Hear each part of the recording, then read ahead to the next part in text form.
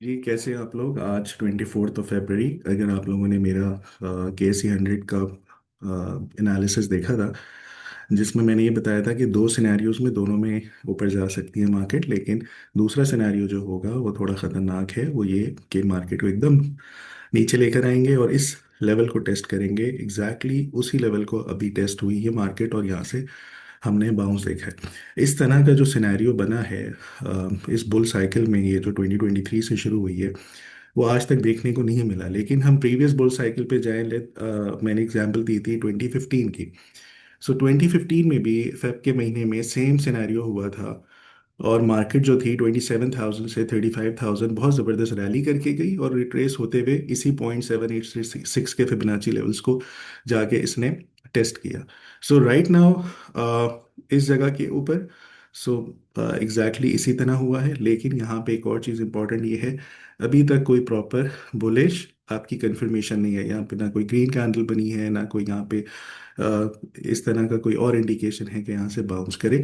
Although ये weekly time frame के ऊपर ये हायर लो बनाने की कोशिश कर रहा है, इंटैक्ट है। मतलब वीकली टाइम फ्रेम के ऊपर आप अभी तक बुलिश ट्रेंड में चल रहे हैं।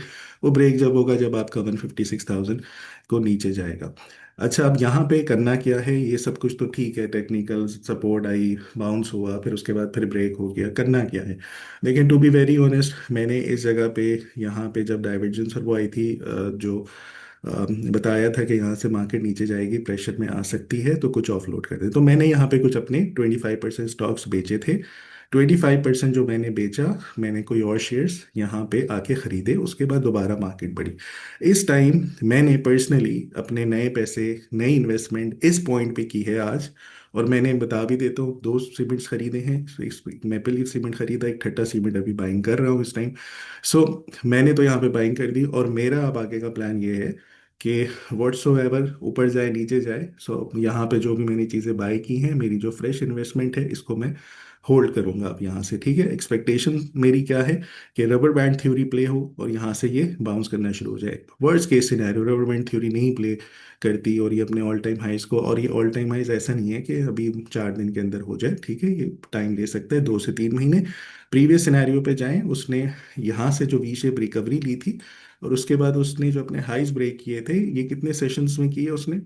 ये तकरीबन 55 बार्स, जो कि आपके 2 महीने के करीब के सेशंस बनते हैं, 3 महीने के 78 डेज के। ठीक है, तो ये जहन में रखिएगा कि यहाँ से वो, अब जिन लोगों ने यहाँ पे इन्वेस्टमेंट्स की हुई है हाई रेट्स के ऊपर, this is the best time. यहाँ पे एवरेज आउट कर ले, बंद करें ऐप और इंतज़ार करें, ये इसको टाइम दे, ये दोबारा से इंशाल्लाह बेहतर हो जाएगी। हमारे पास दो ट्रिगर्स हैं कमिंग वीक में, वो कमिंग मंथ में। एक 9 मार्च, हम इंटरेस्ट रेट की बातें कर रहे हैं घटने की, अब हो सकता है हो जाए, ठीक है, यू नेवर नो। सेकेंडली, जाहिर है, अब 2-3 महीने यहाँ से अगर हम लेते हैं, तो आगे फिर बजट का सीज़न शुरू हो जाता है, प्री बजट, जहाँ पे बहुत सी बातें हो रही होती हैं।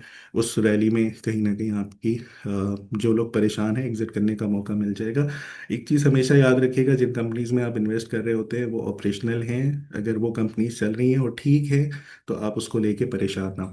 अच्छा, यहाँ से दो बातें इंपॉर्टेंट हैं। एक तो कल जो फिपी लिपि डेटा आया, उसमें बहुत अच्छी चीज़ यही थी कि बैंक्स भी बायर्स थे, इंश्योरेंस भी बायर्स थे, जो मैं काफ़ी टाइम से कहता आ रहा हूँ कि ये नेट सेलर्स थे, तो ये बायर्स हैं। कंपनीज और इंडिविजुअल्स हमारी कॉन्स्टेंट बायर्स हैं, और ये जब तक नहीं सेलर्स होते, सो उस टाइम तक कोई बहुत बड़ी यहाँ से फर्दर करेक्शन शायद ना देखने को मिली। यहाँ पे जो देखने वाली बात है, वो सिर्फ फॉरनर की सेलिंग है, ये काफ़ी टाइम से चलती भी आ रही है, अब ये ख़त्म हो जाए तो बहुत अच्छी बात है। सो इसके बाद फिर हमारे पास यहाँ पे बाइंग की वेटेज बढ़ जाएगी। Again, panic sellers mutual fund वाले होते हैं, और ये इन्होंने यहाँ पे एक और दिन कल प्रूव किया कि पैनिक सेलिंग थी यहाँ पे।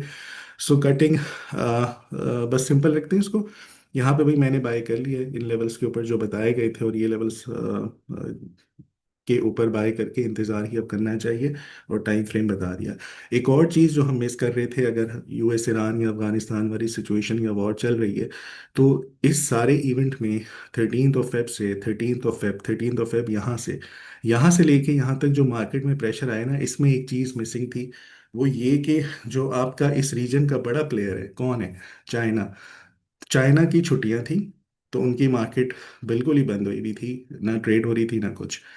अब वो वापस आए, आज उनका पहला दिन था और पहले दिन के ऊपर उनका इंडेक्स जो है प्लस चल रहा है 1%, और बहुत अच्छी सारे उनके इंडेक्स जो हैं प्लस चल रहे हैं। ये एक ऐसा साइन है जो इंडिकेट करता है कि इतनी बड़ी कोई वॉर शायद ना हो इस रीजन के अंदर। ठीक है, जाहिर है कि इनकी भी से है इस रीजन में जियोपॉलिटिकली। आप लोग ज़्यादा बेहतर समझते होंगे, मैं इतना ज़्यादा न्यूज़ में नहीं हूं ना, मैं फॉलो करता हूँ। बस मेरी ऑब्जर्वेशन ये है कि अगर उनकी मार्केट ठीक है और हम यूएस मार्केट को भी देख रहे हैं, वो भी अपनी जगह पे साइडवेज ही चल रही है। सो ओवरऑल ग्लोबल मार्केट्स में अब जो है, ये बड़ा प्लेयर है चाइना, तो डेफिनेटली इनकी भी नज़र आएगी इस रीजन में कि अगर तो इस तरह की कोई वॉर हो। तो ये पहले भी इनमें प्रेशर आया था, अब नहीं आया इस दफ़ा। सो एनीवेज, ये सारी स्टोरी है यहाँ पे। तो मैंने तो फिलहाल बाइंग के एक महीने का अपडेट दे दूँ आप लोगों को।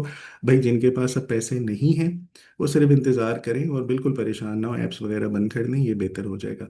फंडामेंटली अमान ने जो हमने लास्ट शो किया उसमें हमारे 6 मैक्रो इकोनॉमिक फैक्टर्स थे, वो सारे के सारे अपटिक है। इट मीन्स कि फंडामेंटली अभी तक कोई बुराई ऐसे देखने को नहीं मिली। इसके अलावा क्या कहते हैं, जिनके पास एवरेज करने को यहाँ पैसे हैं, जो भी स्टॉक आपको अच्छा लगता है यहाँ पे एवरेज आउट कर ले।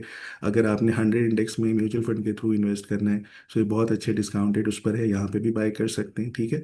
सो मैंने आज अल्हम्दुलिल्लाह बाइंग कर लिया। अल्हम्दुलिल्लाह मैं इसलिए कह रहा हूँ कि मैं बिल्कुल भी पैनिक में नहीं हूँ, ना मैं परेशान हूँ। और इस तरह की सिचुएशंस में सीरियसली मैं बड़ा इंजॉय करता हूँ। यहाँ पे सबसे पहले आके बताना कि मैंने ख़रीदा है, आप लोग भी ख़रीद लें।